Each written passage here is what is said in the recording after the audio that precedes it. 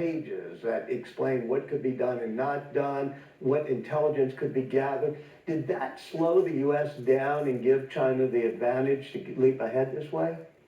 That's a point with a great deal of nuance. What it likely did was make it harder for the Chinese and force them to innovate in the way they did with DeepSeek.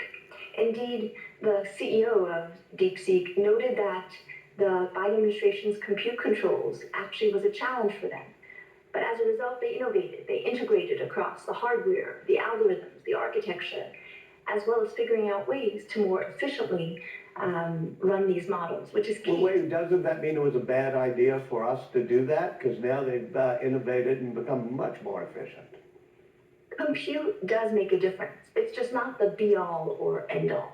So certainly the controls did slow down the Chinese, but as a result, they had to innovate. They had to come up with ways.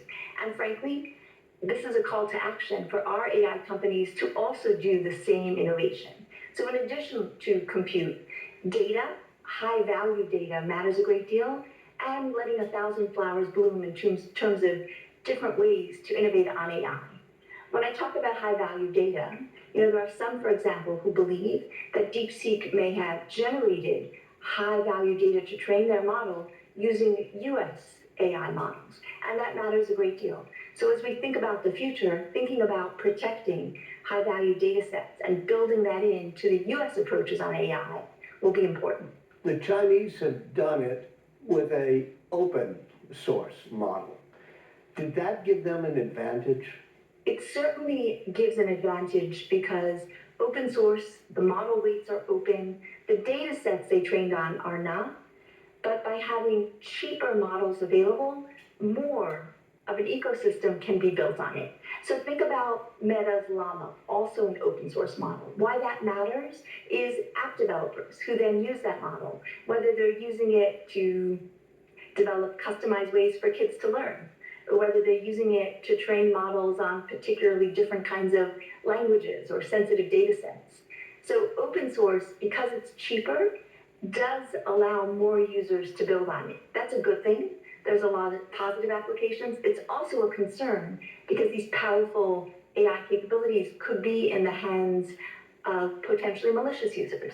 Walter, one of the toughest issues I dealt with when I was at the White House were cyber criminals locking up American hospitals, developing cyber capabilities to lock up those hospitals for ransoms.